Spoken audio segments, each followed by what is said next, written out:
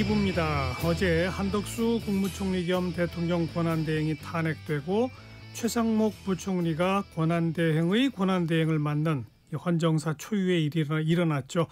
술렁이는 정치권 상황, 잠시 후 거두절미 각설하고 시간에 이야기 나누겠습니다. KBS 1라디오의 모든 프로그램 유튜브에서도 함께할 수 있습니다. 실시간 방송 보실 수 있고요. 정치, 경제, 사회, 문화 다양한 주제의 콘텐츠들 마련돼 있어요. KBS 1라디오 유튜브 채널 구독, 좋아요, 댓글 부탁드립니다. 토요일 2부 출발하죠.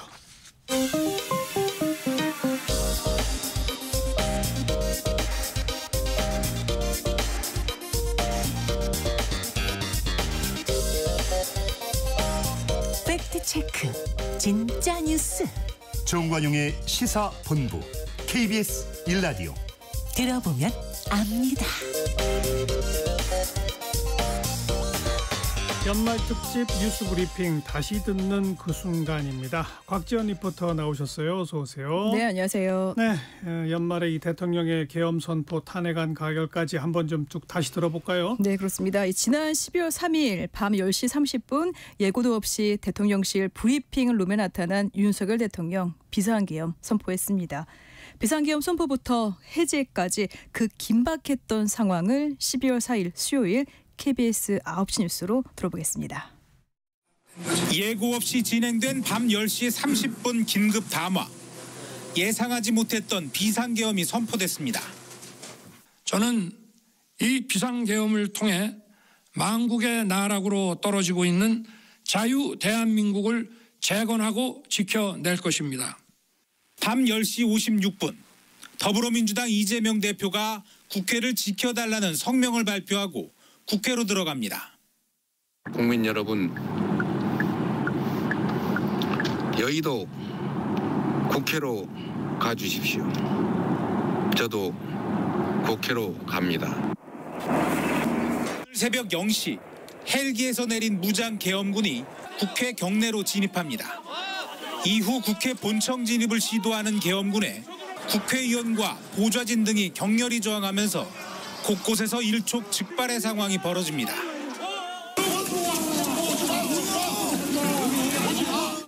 새벽 0시 20분 한동훈 국민의힘 대표가 국회에 진입한 계엄군을 향해 반헌법적 계엄에 동조하거나 부역해선 안 된다고 경고하고 나섭니다. 지금 이 계엄령에 근거해서 군, 경이 공권력을 행사하는 것은 위법한 것입니다. 새벽 1시 가까스로 소집된 국회 본회의에서 비상계엄 해제 요구 결의안이 가결됩니다. 재석 190명에 찬성 190명, 참석자 만장일치였습니다. 국회의 의결에 따라 대통령은 즉시 비상계엄을 해제해야 합니다. 이제 비상계엄 선포는 무효입니다. 윤 대통령은 오늘 새벽 4시 30분쯤 계엄 해제를 선언했습니다. 윤 대통령의 비상계엄 선포부터 국회의 계엄 해제 요구, 결의안 가결까지 걸린 시간은 고작 150여 분. 대한민국은 그 2시간 반 동안 역사에 기록될 정도로 크게 요동쳤습니다. KBS 뉴스 김성주입니다. 네, 이 계엄에 대해서 반대했던 국민의힘 한동훈 대표, 윤 대통령의 조속한 직무집행 정지가 필요하다 하면서 탄핵을 찬성하는 듯한 그런 발언을 했죠. 네, 지난 6일이었고요. 이 국민의힘은 예정에 없던 긴급 최고위원회 회의를 소집했습니다. 그 자리에서 한동훈 대표, 윤석열 대통령의 조속한 직무집행 정지가 필요하다고 밝혔습니다. 지난 6일 금요일 KBS 9시 뉴스입니다. 긴급 소집된 국민의힘 최고위원회의. 한동훈 대표는 이 자리에서 윤석열 대통령의 조속한 직무집행 정지를 언급했습니다. 계엄 사태를 비판한다면서도 탄핵에는 반대한다는 당론과 탄핵을 막기 위해 노력하겠다던 자신의 입장을 뒤집은 겁니다. 대한민국과 국민을 지키기 위해서 윤석열 대통령의 조속한 직무집행 정지가 필요하다고 판단합니다. 한 대표는 계엄 선포 당시 자신을 포함한 정치인 체포 시도가 사실로 드러났다. 윤 대통령이 방첩사령관에게 체포를 지시했고 정보기관 동원 사실과 체포 후 수방사 수감 계획까지 확인했다며 배경을 설명했습니다. 대통령직을 계속 수행할 경우에는 이번 비상계엄과 같은 극단적인 행동이 재현될 우려가 크고 그로 인해서 대한민국과 대한민국의 국민들을 큰 위험에 빠뜨릴 우려가 크다고 생각합니다. 한 대표의 발언은 곧바로 탄핵 찬성으로 해석되면서 여야 모두의 충격파를 던졌습니다. 한 대표는 비공개 의원총회에서 탄핵은 이르다며 만류하는 의원들을 향해 박근혜 대통령 탄핵과 달리 지금은 불법 계엄이었다는 점을 거듭 강조했다고 참석자들은 전했습니다. 다만 한 대표가 직접 탄핵이란 단어를 사용하지 않았다는 점에서 한 대표가 탄핵 외에도 대통령 자진 사퇴나 임기 단축 개헌까지 다양한 가능성을 열어놓은 것 아니냐는 해석이 나옵니다. KBS 뉴스 이유민입니다. 한 대표의 이런 입장 표명으로 1차 탄핵안 표결이 가결될 듯한 분위기가 만들어지자 윤석열 대통령은 대국민 담화를 통해서 국민들 앞에서 사과했죠. 네, 그렇습니다. 이 비상계엄 해제 의사를 직접 발표한 이후에 사흘 넘게 침묵을 했다가 지난 7일 오전 10시에 국민들에게 사과했습니다. 지난 8일 일요일에 보도된 KBS 특보입니다. 한동훈 국민의힘 대표와 긴급회동한 윤석열 대통령. 특별한 조치를 하지 않겠다는 뜻을 밝혔습니다. 하지만 탄핵안 표결을 앞두고 윤 대통령의 입장은 하루 만에 바뀌었습니다. 대국민 사과는 물론 임기 단축 가능성까지 시사했습니다. 국민 여러분, 저의 임기를 포함하여 앞으로의 전국 안정 방안은 우리 당에 일임하겠습니다. 여권에서 요구해온 임기 단축 개헌 등 질서 있는 퇴진을 수용할 수 있다는 의사를 밝힌 겁니다. 대통령실 고위 관계자는 비상계엄 사태에 대한 모든 책임을 지겠다는 것이라고 설명했습니다. 윤 대통령의 이러한 변화는 어떻게든 탄핵은 막아보겠다는 절박함으로 보입니다. 야당이 추진하는 탄핵안 가결에 필요한 의석수는 불과 8석. 여당에서 탄핵 찬성 목소리가 잇따르면서 여권 내부에서는 야당이 이대로 정권을 넘겨줄 수도 있다는 우려가 커졌습니다. 윤 대통령은 특히 우리 당이라는 표현을 사용하며 탈당에도 선을 그었습니다. 당정은 당장 오늘부터 윤 대통령의 임기와 향후 국정 운영 방식 등에 대해 협의할 것으로 보입니다. KBS 뉴스 이현준입니다. 이런 담화의 결과인지 1차 탄핵 소추안 표결은 결국 무산됐죠. 네, 지난 7일 현직 대통령에 대한 탄핵안이 이 국회에 올라온 거는 3번째였는데요. 이 불성립된 거는 이번이 처음이었죠. 투표 참여 인원이 의결 정족수인 200명이 못 미치면서 투표가 성립되지 않아 개표는 이루어지지 않았고 결국 탄핵안은 자동 폐기됐습니다. 지난 8일에 보도된 KBS 특보 들어보시죠. 국회에서 진행된 윤석열 대통령 탄핵 소추안 표결은 결국 무산됐습니다. 국민의힘 의원 거의 대다수가 표결 전 본회의장에서 퇴장한 뒤 표결 종료 시간까지 투표에 참여하지 않으면서 표결 성립에 필요한 정족수 200명에 미달됐습니다. 이 안건에 대한 투표는 성립되지 않았음을 선포합니다. 일단 투표 참여 의원이 200명이 넘어야 우선 표결이 성립하고 표결 성립 뒤 개표 때 찬성표가 200표 이상 나와야 탄핵안이 가결되는 겁니다. 우원식 국회의장은 투표 종료를 선언하지 않은 채 밤 9시 20분까지 기다리면서 여당 의원들의 표결 참여를 촉구했습니다. 더불어민주당도 국민의힘 의원들을 향해 투표 참여를 강력히 촉구했습니다. 국민의힘 의원들 가운데 안철수 의원은 처음부터 회의장에 남아 투표에 참여했고 김예지, 김상욱 의원은 퇴장 뒤 다시 돌아와 투표에 참여했습니다. 하지만 이들 여당 의원 3명을 합쳐도 투표 참여자는 195명.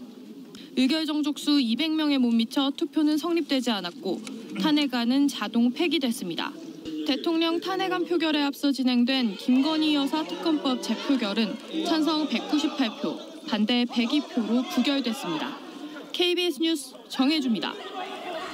하지만 딱 일주일 뒤에 탄핵 소추안 국회 본회의를 통과했죠. 네, 12월 14일 제적의원 300명 전원이 무기명 투표에 참석한 가운데 탄핵 찬성 204표, 또 반대는 85표, 또 기권 3표, 무효 8표로 윤석열 대통령 탄핵 소추안 국회 가결됐습니다. 그 표결 현장의 소리 14일 토요일 KBS 9시 뉴스로 들어보시죠. 대통령 윤석열 탄핵 소추안은 가결되었음을 선포합니다. 윤석열 대통령에 대한 두 번째 탄핵 소추안이 국회에서 가결됐습니다. 지난 3일 윤석열 대통령이 비상계엄을 발표한 지 11일 만이자 첫 번째 탄핵소추안이 여당 의원 대부분이 불참한 가운데 투표 불성립으로 폐기된 지 일주일 만입니다. 이번엔 재적 의원 300명 전원이 탄핵안 표결에 참여했고 찬성 204명, 반대 85명, 기권 3명, 무효 8명으로 가결돼 국회를 통과했습니다. 야권 의원이 192명인 점을 감안하면 여당에서 최소 12명이 찬성한 것으로 보입니다. 이로써 윤 대통령은 2004년 노무현, 2016년 박근혜 당시 대통령에 이어 세 번째로 국회에서 탄핵안이 통과된 대통령이 됐습니다. 윤 대통령의 탄핵 사유로는 위헌적인 비상계엄을 선포해 내란죄를 저질렀다는 내용이 적시됐습니다. 윤석열은 12.3 비상계엄 내란을 일으켜 헌정질서를 마비시켰습니다. 헌정질서를 파기한 윤석열을 탄핵하는 것은 헌정질서를 회복하는 길입니다. 두 번째 표결 끝에 탄핵소추안이 국회를 통과함에 따라 이제 윤 대통령은 헌법재판소의 탄핵 심판을 받게 됐습니다. KBS 뉴스 박영민입니다. 지금까지 들어본 이 비상계엄 선포로부터 윤 대통령의 권한 정지까지 참 대한민국은 혼란 그 자체였죠. 그렇습니다. 그 12일에 정말 급박했던 순간을 다시 소리로 한번 들어보시죠. 12월 14일 KBS 9시 뉴스입니다. 종북 반국가 세력들을 일거에 척결하고 자유헌정 질서를 지키기 위해 비상계엄을 선포합니다. 예상치 못한 한밤의 비상계엄령에 서둘러 국회에 모인 의원들. 국회의 의결에 따라 대통령은 즉시 비상계엄을 해제해야 합니다. 이제 비상계엄 선포는 무효입니다. 비상계엄 사태는 2시간여 만에 국회에서 해제 요구안이 의결됐고 6시간 만에 윤 대통령이 해제를 선포했습니다. 국회의 계엄 해제 요구가 있어 계엄 사무에 투입된 군을 철수시켰습니다. 계엄 해제 반나절 만에 야당이 윤 대통령 탄핵소추안을 발의했고 지난 7일 국회에서 표결이 이뤄졌지만 여당의 반대로 폐기됐습니다. 야당은 굽히지 않았습니다. 대한민국 최악의 리스크가 되어 있는 윤석열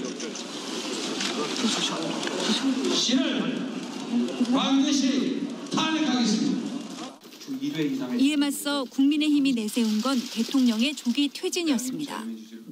질서 있는 대통령 조기 퇴진으로 대한민국과 국민들께 미칠 혼란을 최소화하면서 임기 단축을 포함한 모든 거취를 대통령이 당에 이름했다는 거였는데 갑자기 대통령의 말이 달라졌습니다. 대한민국의 미래를 위협하는 일만큼은 어떤 일이 있어도 막아야 합니다. 저는 끝까지 싸울 것입니다. 이런 가운데 야당은 탄핵안을 재상정했고 다시 투표가 이뤄졌습니다.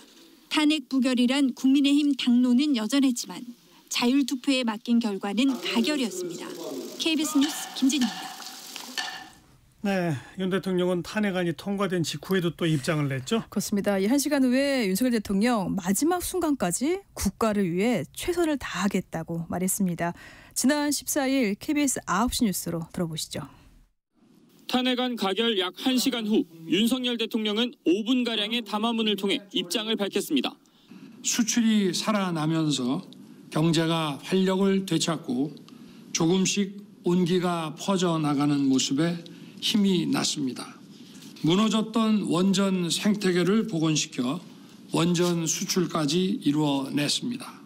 윤 대통령은 특히 4대 개혁과 한미일 공조를 위해 밤낮 없이 뛰었다며 미래를 향한 여정은 멈춰서는 안 된다고 말했습니다. 저는 결코 포기하지 않겠습니다. 저를 향한 질책, 격려와 성원을 모두 마음에 품고 마지막 순간까지 국가를 위해 최선을 다하겠습니다.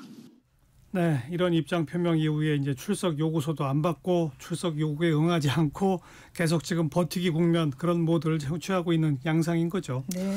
연말 기획, 연말 특집으로 정리하는 소리로 돌아보는 2024 뉴스 브리핑 오늘 그 첫 번째 순서였고요.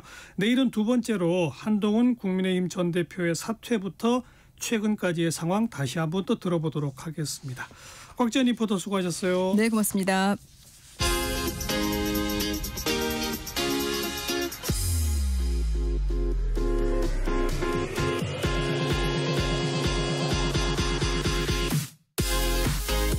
대한민국 시사의 중심. 토요일 일요일 낮 12시 10분 KBS 1라디오 정관용의 시사본부.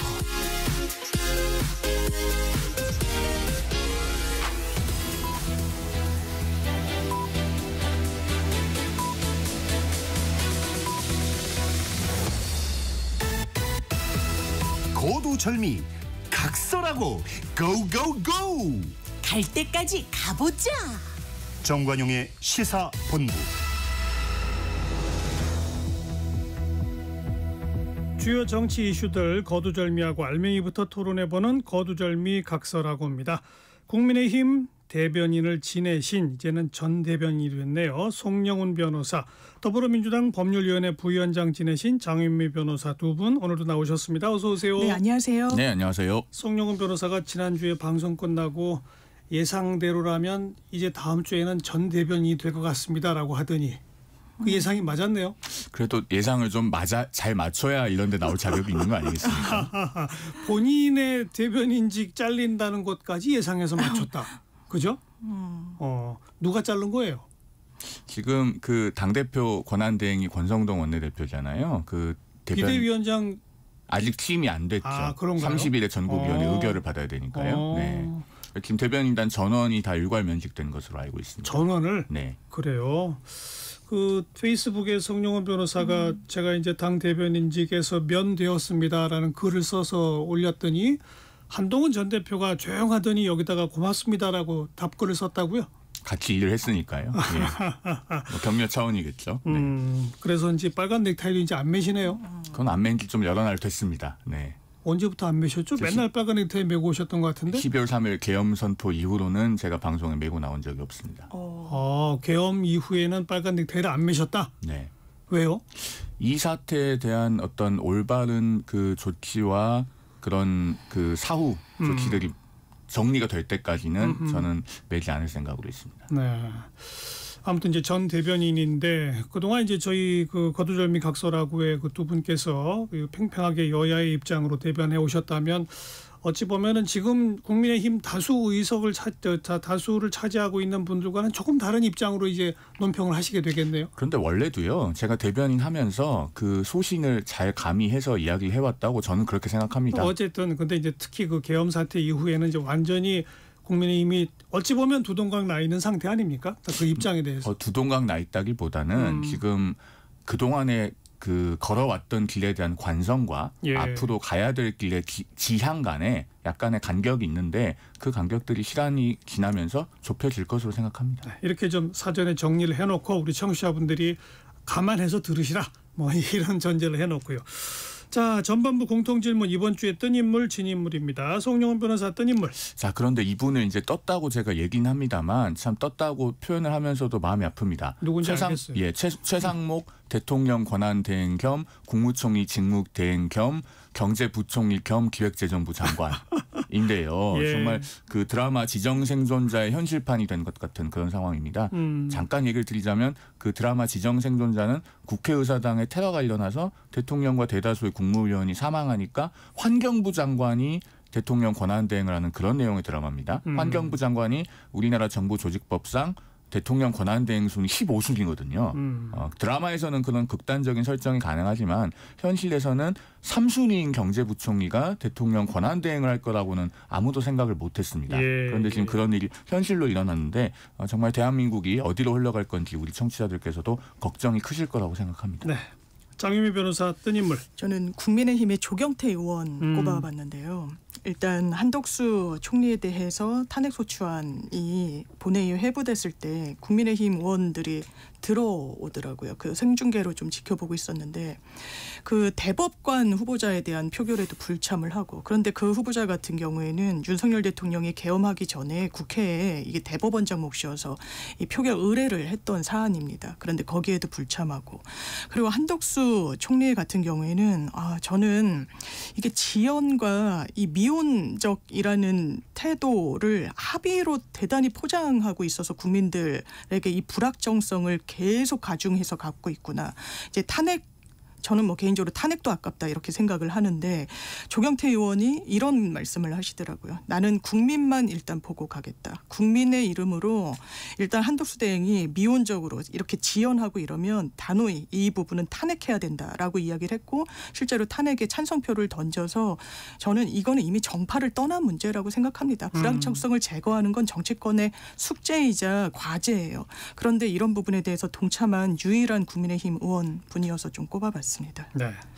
금주의 진인물은요, 송영훈 변호사. 금주의 진인물은 민주당 이재명 대표죠. 이렇게 꼽는 이유가 있습니다. 자, 지금 우리 국민들께서 대통령 권한대행마저 탄핵 소추가 되는 초유의 상황을 보면서 많이 불안하실 텐데요. 12월 3일 그 밤 비상계엄 선포 이후에 일련의 사태들을 보면서 평균적인 국민들의 생각은 이런 걸 겁니다. 권력이 있다고 또는 권한이 있다고 해서 그 권력이나 권한을 극한까지 사용하는 것보다는 일정한 수준에서 자제를 하고 정치를 통해서 그 나머지 여백은 풀어가는 그런 정치의 복원을 보고 싶으실 거예요. 그런데 윤석열 대통령과 또 입법부의 다수당 수장으로는 이재명 대표가 있는 이 시대의 특성은 뭐냐면은 어떠한 권력이나 권한이 있으면 그것을 극한까지 가서 행사를 합니다. 윤석열 대통령 같은 경우에는 심지어 그 극한을 넘어섰죠. 위헌적인 계엄 선포를 했으니까요. 자, 어제 있었던 이 대통령 권한 대행에 대한 탄핵 소추가 야당이 국회 과반수를 갖고 있으니까 정족수를 151석으로 해석한다면은 뭐 할 수는 있을지 모르겠습니다. 그러나 어쨌든 그것은 또 한 번 권한을 극한까지 사용하면서 국가와 국민을 불안하게 만드는 것 아니겠습니까? 그러면은 이것이 그 시대 정신으로부터 멀어지는 지름길입니다. 아마도 후세의 역사가 민주당이 국민의 위임을 받지 못하는 상황이 되면 왜 그렇게 되었는가라고 하는 출발점을 따질 때 아마 어제의 탄핵 소추 장면을 짚게 될 겁니다. 그 민주당의 수장은 이재명 대표니까 책임은 본인이 안아야겠죠. 그래서 금주의 진인물로 선정합니다. 네. 장유미 변호사는 진인물? 저는 누가 뭐래도 아마 공감받는 인물은 이 인물일 겁니다. 한덕수 총리를 꼽아봤는데요. 한덕수 총리가 그러면 탄핵에서 자유롭게 본인이 소신 있는 행보를 했느냐, 전혀 그렇지 않았다고 봅니다. 일단 갑자기 기자회견을 하겠다라고 하더라고요. 그러면서 그 기자회견에서의 내용은 헌법재판관 임명을 보류하겠다라는 겁니다. 제가 그날 당일에 경제지에 이제 뭐 간부 맡으신 분들을 뵐 기회가 있었는데 기자회견을 보고 있는데 환율이 너무 뜨더라는 거예요. 너무 치솟고 주식시장에서 돈이 빠져나가서 이게 경제가 상당히 좋지 않구나라고 이렇게 평가를 하시는데 그걸 비틀어서 권성동 원내대표 같은 경우에 민주당이 탄핵해서 그렇다. 기자회견하고 만약에 민주당이 탄핵하려고 해서 경제가 출렁였으면 환율이 안정되고 주식시장이 안정됐는데 탄핵 발표가 나오면 출렁이는 게 맞겠죠. 이렇게 사실관계를 호도하고 있다. 그리고 헌법재판관에 대해서 뭐라고 이야기를 합니까? 기본적으로 민주당 목 2개, 국민의힘 하나로 11월 29일 날 합의가 돼서 심지어 국민의힘에서 추천까지 마무리를 했어요. 그리고 국회를 통과했던 겁니다. 이런 걸 합의라고 하는 거죠. 심지어 대법원도 헌법재판소도 국민의힘 추천의 헌법재판관조차 이거는 권한대행이 할 수 있는 현상유지의 범위에 있다라고 이야기를 하는데 못한다. 합의해와라. 제가 그 다음날 동아일보 사설을 봤는데 비현실적 합의 핑계로 헌재재판관 임명 피한 한덕수의 무책임. 이거더라고요. 제목이. 저는 한덕수 총리는 국민들께 큰 고통을 안겨줄 수밖에 없다. 빨리 그 불안정성을 제거하는 게 맞았다고 생각합니다. 자, 이제 어제 있었던 그 탄핵 사태에 이르기 전에 먼저 한덕수 권한대행 체제가 되면서 관심사는 두 가지였잖아요. 이 내란 특검법하고 김건희 특검법 거부권 행사할 거냐 말 거냐. 또 하나는 헌법재판관 3인 임명할 거냐 말 거냐였는데 그좀 두 가지를 다 포함해서 한덕수 권한대행은 왜 이런 결정을 했다고 보세요, 송영훈 변호사는? 일단 한덕수 권한대행은 평생을 직업관료로 살아온 분 아니겠습니까? 그렇죠. 그러다 보니까 그 직업관료로서의 특성이 뭔가 논란을 피하고 합의된 것 위주로 하려는 그런 특성은 있다고 보여집니다. 그렇기 때문에 헌법재판관 임명 같은 경우도 뭐 제 개인적으로는 해야 된다고 생각합니다만 한덕수 권한대행의 고민은 어쨌든 여당의 원내 지도부인 권성동 원내대표가 강력하게 반대하는 상황에서 그러면은 여야 간에 권한대행이 할 수 있는 권한 범위에 이견이 있으니 이것을 대화를 통해서 정리를 해서 나에 대한 논란을 해소해달라. 라는 그런 함의가 있었다고 보여집니다. 그래서 실제로 그 담화문의 마지막 문장을 보면 여야가 합의해서 안을 만들어 오시면 즉시 헌법재판관을 임명하겠습니다. 이렇게 되어 있거든요. 마지막 문장이. 그런 점에서 헌법재판관을 임명을 안 하겠다라고 하는 것이 정말 본 뜻인가. 그것보다는 논란을 정리해달라. 라고 하는 데에 더 방점이 찍혀 있었다고 보여지는데 야당은 이것에 대해서 어떤 대화 시도도 해보지도 않고 30분 만에 바로 탄핵소추안 발의로 응답하지 않았습니까? 그러니까 조금 전에 우리 장 부위원장께서 그 외환시장이 출렁인 것은 한덕수 권한대행의 담화문 때문이다라고 하셨는데 사실은 그 인과관계에 대해서 정확한 말씀이라고 보기가 어려워요. 30분 간격으로 바로 탄핵소추안 발의가 됐기 때문에 그런 점에서 사실 우리 정치가 복원되지 못하고 어떠한 대화 시도도 없이 바로 이것을 탄핵소추로 해결하려고 했다. 그렇게 해서 지금 대행의 대행이 되는 상황이 됐다는 것이 참 대단히 안타까운 부분입니다. 아까 장유미 변호사가 언급한 동아일보 사설의 제목처럼 사실 표현은 정치권에 합의해주면 그대로 하겠다지만 사실은 반대하는 여당 편 그냥 들어준 거 아니냐라는 해석이 또 맞는 거 아닌가요? 그 부분에 대해서는 저는 이렇게 생각합니다. 그 권한대행이 할 수 있는 범위에 관해서 이른바 현상유지설이라는 게 있지 않습니까? 저는 그 현상유지설에 꼭 동의하진 않아요. 왜냐하면 대통령 권한대행은 가령 북한이 쳐들어온다면은 국군 통수권을 매우 적극적으로 행사해야 되거든요. 해야죠. 예, 그러니까 현상유지설에 꼭 동의하진 않는데 그 현상유지설에서 얘기하는 것 중에 하나는 뭐냐면은 그 가령 정치적인 의미로 봤을 때 국무총리가 권한대행을 하면서 여야가 바뀐 듯이 되면 안 된다는 겁니다. 국민의힘이 어쨌든 여당으로서 정권을 담당했잖아요. 그런 상황에서 대통령이 직무정지가 됐다고 국무총리가 가령 개인의 주관에 의해서 야당의 뜻에 따라서 국정을 운영한다. 이것도 권한대행 제도의 취지에는 반하는 것이 아니냐. 이런 지적이 있거든요. 그런 점에서 여당의 원내 지도부가 헌법재판관 임명을 하면 안 된다고 저렇게 강력하게 반대를 하는데 그걸 단칼에 무시하기는 또 어려웠을 것이다. 그 나름의 고민이 있었을 거라는 생각이 듭니다. 장 변호사 어떻게 보세요? 저는 윤석열 대통령의 그림자에 갇혀 있고 아직까지 눈치를 보는구나. 그래서 좀 주목했던 장면이요. 김용현 전 장관의 변호인들이 기자회견을 했지 않습니까? 그때 한덕수 총리를 꼭 집어서 이야기를 하더라고요. 당신한테 이야기하지 않았냐? 이 계엄과 관련해서 사전 보고했다. 당신 알았다. 그리고 거기에 대한 책임에서 자유롭지 않다라고 못을 박은 겁니다. 물론 국무총리실에선 아니라고 했는데 둘 중에 한 명은 거짓말을 하는 거고 일단 그 부분과 관련해서 한 묶음이다. 우리는 같이 속해 있고 이해관계 정치적 법률적 이런 공동체 성격이 있을 수밖에 없다는 신호를 전 줬다라고 보고요. 거기서 자유로울 수 없는 어떻게 보면 법률적인 겁박 성격도 있었다고 보여집니다. 그리고 한덕수 총리가 뭐 평생 관료로 살아왔던 그 한계를 뭐 넘지 못하는지 아닌지 모르겠지만 만약 그 말이 맞으려면요. 기본적으로 법률안 거부권 행사를 한 건 설명되지 않아요. 그건 대단히 적극적인 대통령의 권한 행사고요. 한편에선 적극적으로 해놓고 한편에선 소극적으로 했다. 맞습니다. 인권위의 사무총장 임명도 했더라고요. 뭐 대통령이 임명하는 자리에 대해서도 적극적인 그 현상 유지 범위는 좀 벗어난다는 게 헌법학계의 또 중론이기도 한데 그러니까 입맛대로 하고 있는 거죠. 그러면 이게 법치도 아니고 법리도 아니고 국민 눈높이에 맞지도 않으면 다른 정치적 의도가 있는 것일 수밖에 없다. 지금 이건 지연을 하는데 동조하겠다는 겁니다. 헌법재판관. 지금 이미 여권의 스피커들은 이렇게 이야기합니다. 4월 18일 날 지금 3명도 임명하면 안 된다는 거잖아요. 본인들이 추천했는데도. 그럼 3명이 일단 공석 상태로 가면 6명. 그런데 4월 18일이 되면 문재인 전 대통령이 임명했던 2명의 헌법재판관 임기가 끝납니다. 맞아요. 그러면 그건 더 임명 못하는 거예요. 그건 헌법학계에서도 대통령 임명 몫이기 때문에 권한대행이 못한다. 4명이면 탄핵심판 정족 요건 자체가 안 됩니다. 안 되죠. 6명 있어야 되니까. 그런 이야기들 이미 꺼내고 있습니다. 심지어는 정영식 재판관이 중도 사퇴해야 된다라고까지 우파 유튜버들 스피커들이 이야기하고 있어요. 거기에 부합하는 거죠. 그 이해관계. 대통령도 그런 행보를 보이고 거기에 발맞추고 있다라는 최소한 오해를 자초하면 안 되는 거 아니겠습니까? 두 가지를 좀 말씀을 드리고 싶어요. 일단 김용현 전 장관의 변호인단이 기자회견에서 밝힌 입장은 그 후에 변호인단의 수정 입장이 당일 오후에 나오지 않았습니까? 그 부분을 지금 빼고 말씀하신 것 같은데 처음에는 그 변호인단이 한덕수 국무총리에게 사전에 보고했다. 이렇게 얘기를 했죠. 그러니까 한덕수 총리 측에서 즉각적으로 입장을 내놓으면서 허위사실이고 법적 대응하겠다. 라고 하니까 그날 오후에 변호인단이 입장을 수정해서 다시 공지를 했어요. 뭐라고 했냐면은 그 국무회의 때 대통령이 임석하기 직전에 얘기했다. 그러면은요, 임석하기 직전이면은 이렇게 뭐 들어오기 한 1분 전에 얘기하면 그게 국무총리하고 사전에 협의한 겁니까?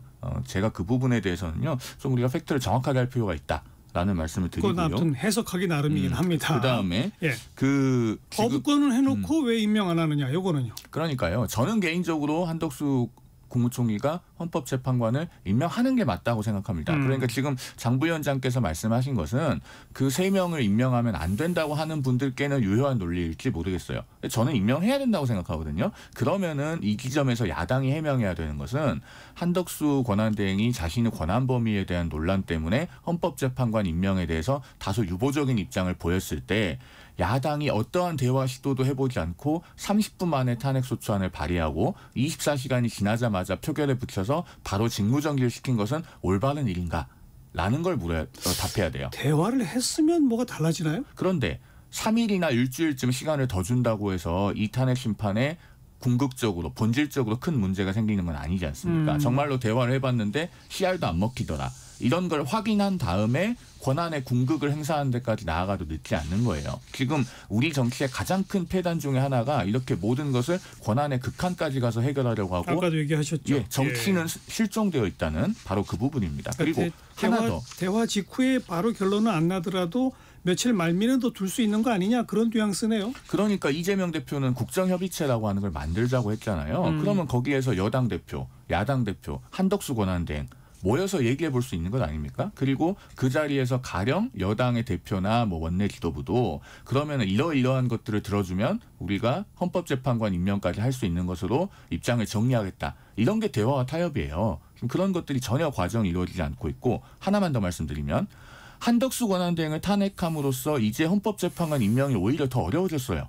이게 지금 민주당이 원하는 것을 얻어낼 수 있는 방법인가에 대해서 저는 심각한 의문을 제기하는 게 맞다고 봅니다. 그 얘기는 최상목 권한대행은 더더욱 임명 못한다? 못하죠. 왜냐하면 최상목 권한대행이 헌법재판관 3명을 임명하는 순간 자신의 전임자였던 대통령 권한대행이 위헌 위법을 한 것이다. 즉 탄핵소추 사유가 있다. 라고 공식적으로 인정하는 꼴이 됩니다. 최상목 권한대행이 이걸 할 수 있겠습니까? 그렇게 볼 수도 있고 좀 다르게 볼 수도 있죠. 네. 원칙대로 가는 게 맞죠. 내가 전임자 생각해서 할 일을 못하겠다. 이게 어떻게 권한대행의 직무를 수행하는 사람의 자세일 수 있습니까? 기본적으로 원론적으로 원칙적으로 돌아가야 되는 거예요. 지금 뭐 합의한다.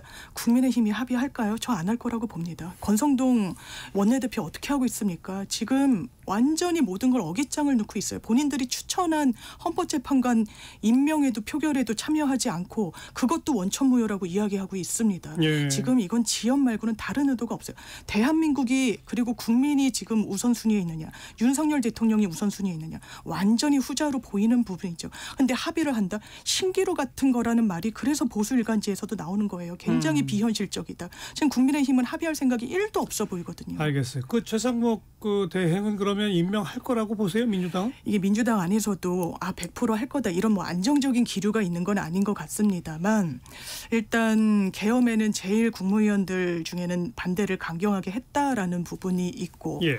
또 뭐 최근에 기획재정부에 뭐 방송을 해가지고 우리는 대통령을 보고 업무를 하는 사람들이 아니다. 국민과 이제 국가를 보고 업무를 한다. 뭐 이렇게도 이야기를 했다는데 일단 반신반의인 부분은 있지만 일단 다른 대안은 없었던 것 같습니다. 2, 3일, 일주일 이걸 버틸 수 있는 지금 상황이 아닌 것 같습니다. 대한민국이 완전 자, 그래서 아무튼 이제 오늘 내일은 주말 휴일입니다만 월요일 날이 돼서도 임명을 안 한다거나 나도 임명할 수 없습니다라는 입장을 밝히면 또 탄핵합니까? 민주당은? 아마 지금 보면 그런 기류로 가는 게 아닌가 싶기는 한데요.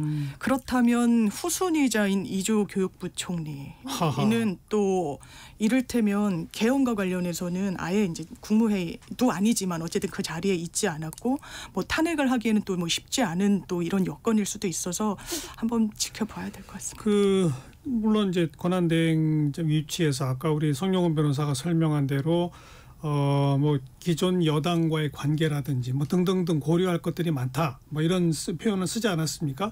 근데 또 동시에 지금 많은 분들이 이게 지적하는 대목이 하나가 헌법기관인 대법원, 헌법기관인 헌법재판소, 또 개별 한 분 한 분이 헌법기관이 될 수 있는 헌법재판소 재판관 지금 이제 임명 기다리고 있는 분들 이구동성으로 권한대행이 임명할 수 있다라고 하는 입장을 다 밝혔단 말이에요. 특히 헌법재판소가 그런 입장을 밝혔다는 건 3명을 임명하면 곧바로 무슨 권한쟁의 심판에 가겠다는 게 권성동 원내대표의 입장인데 권한쟁의 심판을 하는 당사자가 헌법재판소거든요. 헌법재판소가 이건 권한쟁의 심판 와도 문제없습니다. 라고 이미 결론을 낸 사안인데 여전히 논란이 있으니 합의해 오세요. 이건 너무한 거 아니냐는 지적은 어떻게 보세요? 물론 그런 지적이 있다는 것을 알고 있습니다. 그런데 다른 한편으로 우리가 균형 감각을 갖고 봐야 될 지점이 원래 국회 선출 몫의 헌법재판관 3명이 공석이 된 게 10월 중순입니다. 네. 그래서 9월부터 본격적인 추천 절차와 인사청문회를 갔어야 되는데 민주당이 2명을 추천하겠다고 해서 그게 장기간 지연되어 오지 않았습니까? 그 부분 때문에 헌법재판관의 공석을 빨리 채우고 그 헌법재판소를 정상화해야 된다는 논평을 제가 9월, 10월에 연달아서 계속 냈었습니다. 그런데 민주당 요지부동이더라고요. 그러면은 이런 공석과 권리를 초래한 그 민주당 스스로의 책임에 대해서는 전혀 얘기를 하지 않고 지금은 이제 입장이 바뀌니까 한덕수 권한대행 탓만 하고 있는 겁니다. 사실 이것은 책임 있는 원내 다수당의 태도는 전혀 아니죠. 아무튼 그건 지나가는 얘기가 되겠습니다만. 그럼 이제 똑같이 민주당이 최상목 대행까지도 또 탄핵하고 이런 식으로 가면 성종훈 변호사는 어떻게 생각해요? 아니 그러니까요. 이게 제가 드라마 지정생존자의 현실판이 예. 되는 거냐 지금 그런 얘기까지 하게 되는 것이 민주당 노종면 원내대변인이 이번 주에 그 김어준 씨 유튜브에 나가서 5명 한꺼번에 그렇죠. 탄핵. 국무위원 5명을 한꺼번에 탄핵을 하면 국무회의도 열 수가 없어서 법안은 자동으로 공포된다. 이런 얘기를 했어요. 이게 민주당에서는 뭐 개인의 의견이라고 처음엔 축소를 하더니 지금은 김민석 수석 최고위원도 거의 비슷한 얘기를 공공연히 하고 있습니다. 따박따박 탄핵하겠다. 그렇죠. 그러죠. 그러면은요. 지금 대행이 된 것만 해도 전 세계적으로 봤을 때는 대단히 놀라운 일인데 앞으로 대행의 대행 뭐 이런 상황이 계속되면 대한민국은 어디로 가는 겁니까? 민주당은 그 나라가 어디로 가는지 그리고 민생이 얼마나 고통받을지 이런 것은 전혀 관심이 없는 것 같아요. 문제를 이렇게 풀면 안 되죠. 저는 그래서 이 문제의 근원이 뭡니까? 윤석열 대통령입니다. 계엄이 시작이긴 하죠. 그래서 예. 하야하는 게 정말 가장 간명한 방법이고 해야 된다라고 생각하는데요. 전혀 그럴 자세가 아니잖아요. 그럴 자세도 하고 그럴 용기도 없는 사람인 게 이제 만천하에 드러났는데 일단 그러면 어떤 대안이 있는지를 모색해야 되는 거잖아요. 대안을요. 그러면 지금 한덕수 권한대행 체제를 그대로 유지하고 헌법재판관 임명도 안 하고 4월까지 시간 끌면서 그냥 두는 게 그게 국민들의 안정에 더 부합합니까? 전 정반대라고 생각합니다. 경제도 계속해서 불안정 이거 계속 가시화될 거예요. 그런 부분과 관련해서 정말 경제 관료로서 일말의 책임이 있다면 이런 부분과 수용을 해야 되는데 하지 않았고 그러면 어떤 대안이 있는지 전 국민의힘이 합의, 협의 이런 이야기 하지 말고 구체적으로 그럼 대안을 같이 모색해야지 그냥 뜬구름 잡는 이야기만 해서는 전 지금 안 된다고 생각합니다. 그 질문을 조금 더 적나라하게 표현해 보면 저는 뭐 현실적으로 그렇게 될 가능성은 거의 없다고 보긴 하지만 국민의힘 지도부가 원하는 바대로 계속 시간 끌고 뭐하고 해가지고 대통령이 대통령직으로 복귀했다. 그러면 전국이 안정되나요? 복귀가 어떻게 되죠? 복귀는 불가능합니다. 아니 탄핵을 왜냐하면은 탄핵이 기각이 되는 게 아니고 6명 중에 만약에 2명의 재판관 퇴임할 때까지 결정을 못해서 4명만 남는다. 그리고 대통령 권한대행은 자신이 지명하는 몫이든 국회 추천이든 뭐든 후임 재판관을 계속 임명할 수 없다는 태도를 유지한다라고 하면은 탄핵이 기각이 되는 게 아니고 그 상태로 계속 헌재에 걸려 있는 겁니다. 언제까지요?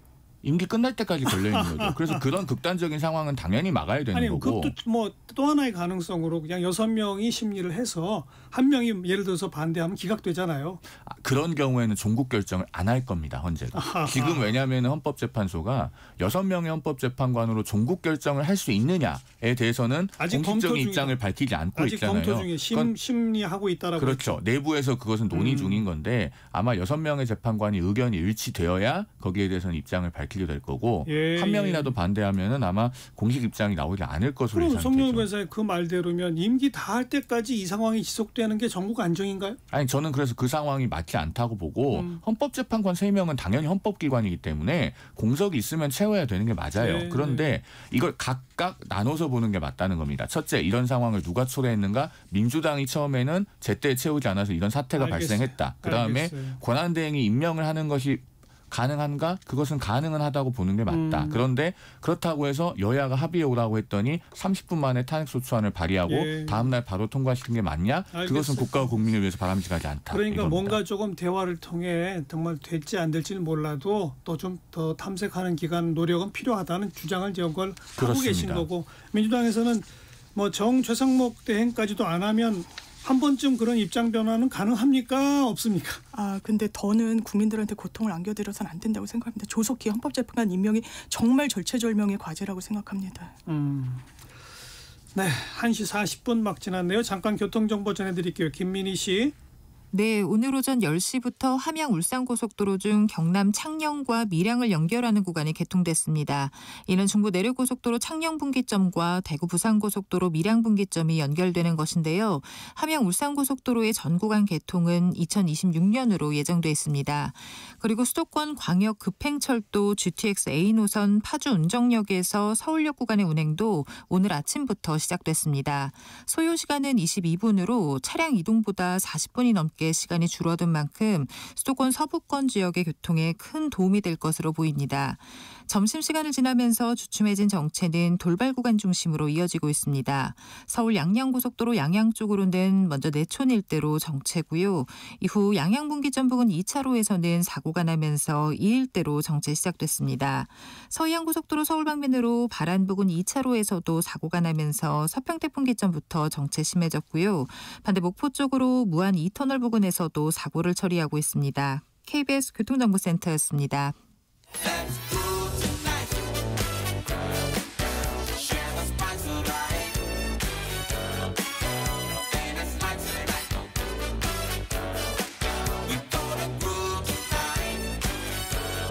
국민 MC 정관용.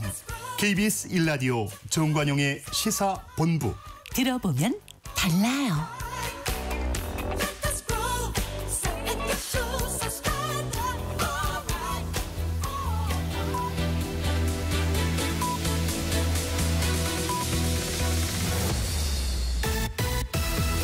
고두절미 각설하고 고고고. 갈 때까지 가보자. 정관용의 시사본부.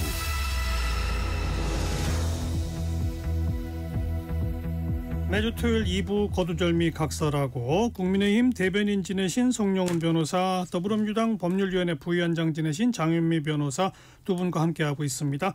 후반부 공통질문 이번 주에 가장 핫했던 한마디, 송영훈 변호사.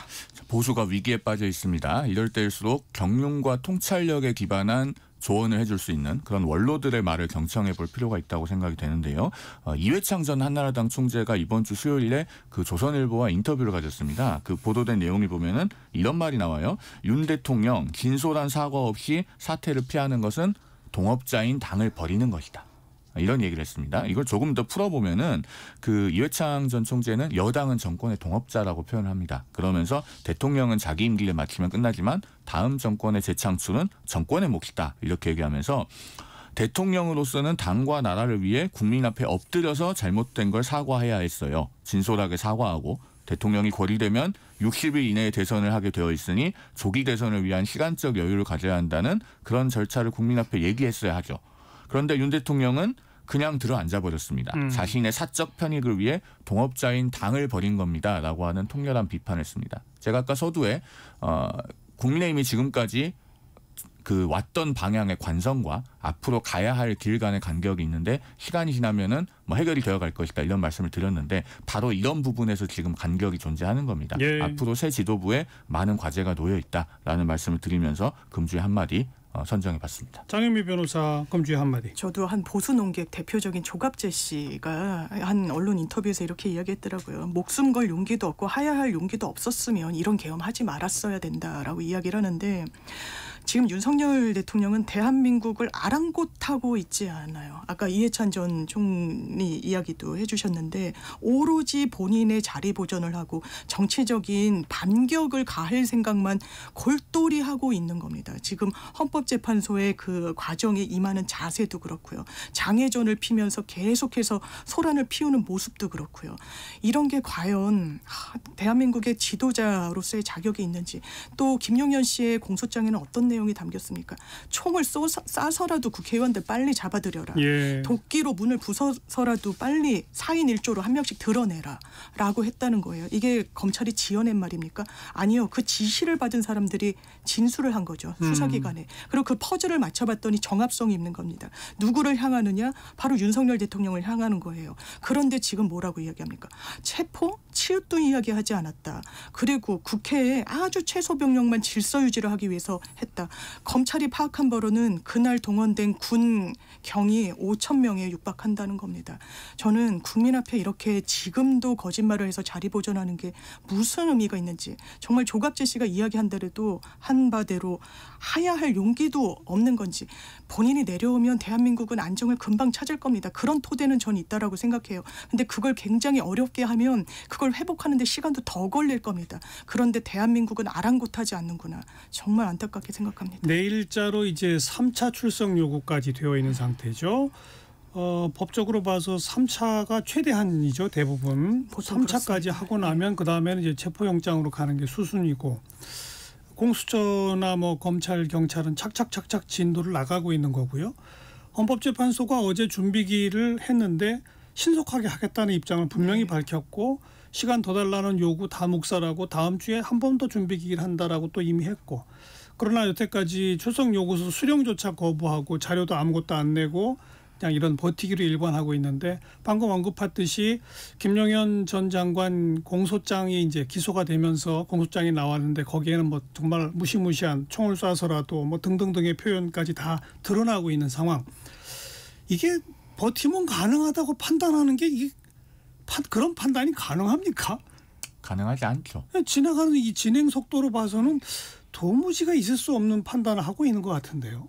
현실적인 판단이 아니라고 생각이 들고요. 그래서 제가 앞서도 말씀드렸지만은 대통령의 현 시점에서 가장 중요한 책무는 있는 그대로의 진실을 밝히는 겁니다. 그리고 본인이 검찰총장 출신의 대통령답게 사법 절차 그리고 수사 절차가 정상적으로 진행될 수 있도록 최선을 다해서 협력하는 거예요. 그 둘 중에 지금 어느 것도 이루어지지 않고 있기 때문에 더더욱 지금 많은 국민들께서 실망을 금치 못하고 있는 것이고, 이 부분 빨리 정리가 돼야죠. 아마 그 누구도 이 점에 대해서는 다른 이야기하기 어려울 겁니다.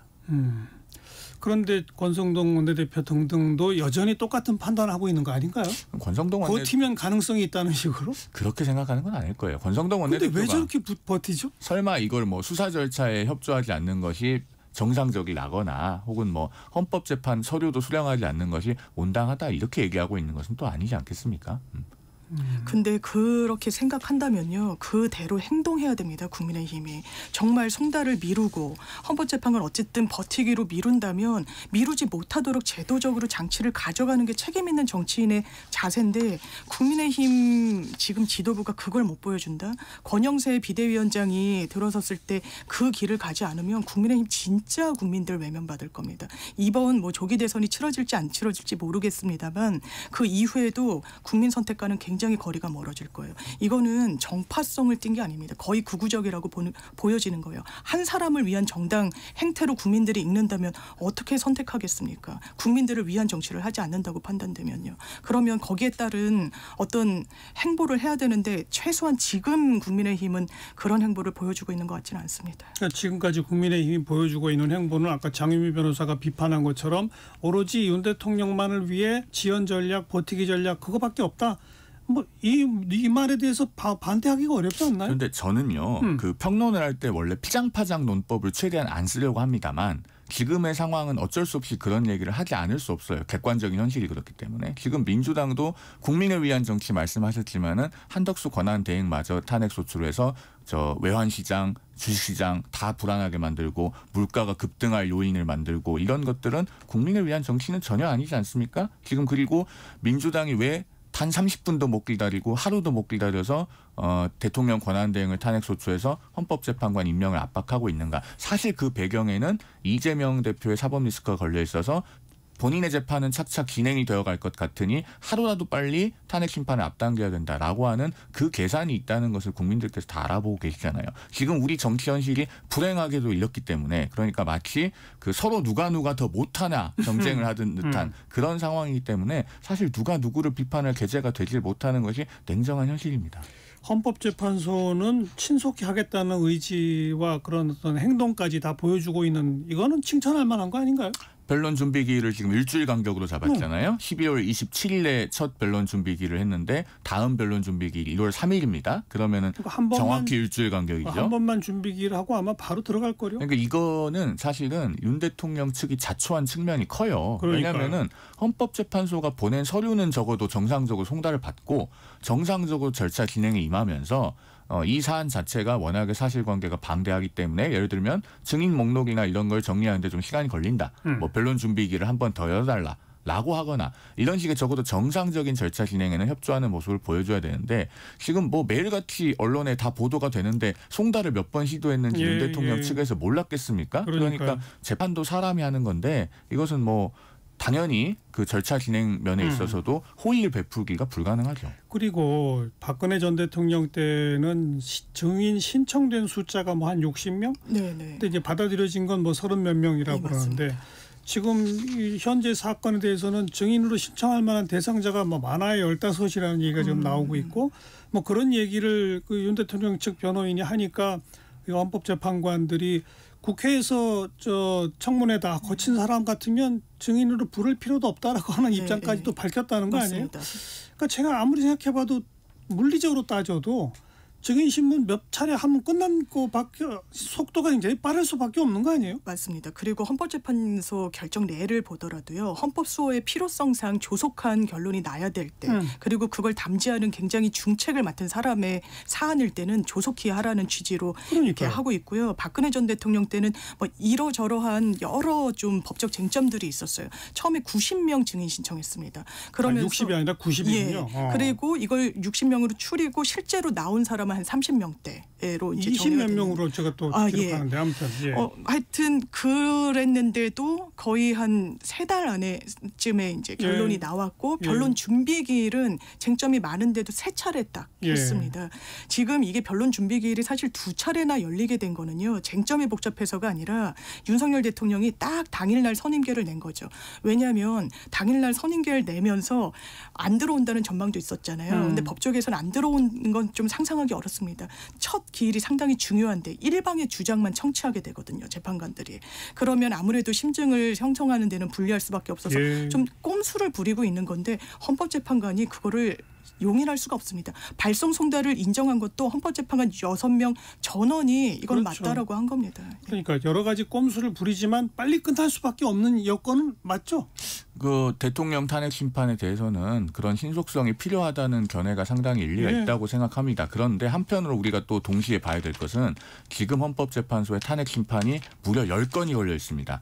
대통령 탄핵 심판 말고도요. 지금 방통위원장, 감사원장, 법무부 장관, 경찰청장, 서울중앙지검장, 서울중앙지검 4차장, 반부패 2부장, 그 국무총리까지. 근데 그 모든 것보다 대통령을 먼저 하겠다라고 이미 입장을 밝혔죠. 그러니까 그러면은 이제 이 지점에서 생각해봐야 될 것이 나머지 9건은요.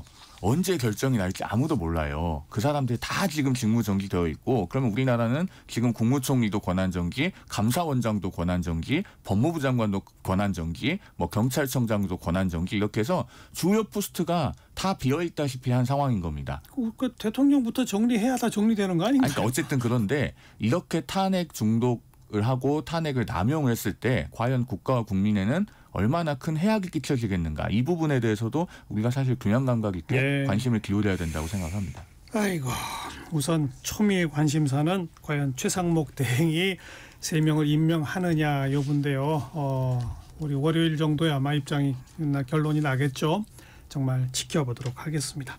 자, 거두절미 각설하고 국민의힘 대변인 지내신 송영훈 변호사, 더불어민주당 법률위원회 부위원장 지내신 장윤미 변호사 두 분 수고하셨습니다. 새해 복 많이 받으시고요. 네, 감사합니다. 대한민국은 이제 저출생으로 지방이 사라져가는 위험에 직면하고 있죠. 그래서 저희 정관용의 시사본부 국가적 위기 극복을 위한 특별기획 저출생 위기 대응 우리는 이렇게 한다를 2025년 새해에 특별 기획으로 준비했습니다. 다음 주부터 토요일, 일요일 일부 시간에 10개의 지자체장들을 차례로 스튜디오에서 만나볼 예정인데요. 각 지자체들이 우리는 저출생 극복을 위해 이렇게 하고 있습니다. 아마 자랑 경진 대회가 되지 않을까 싶은데 같이 한번 들어보시죠. 네, 아바가 부른 Take a Chance on Me 들으시고요. 저는 내일 뵙겠습니다. 안녕히 계세요. I'm the first in line. Honey, I'm still free. Take a chance on me.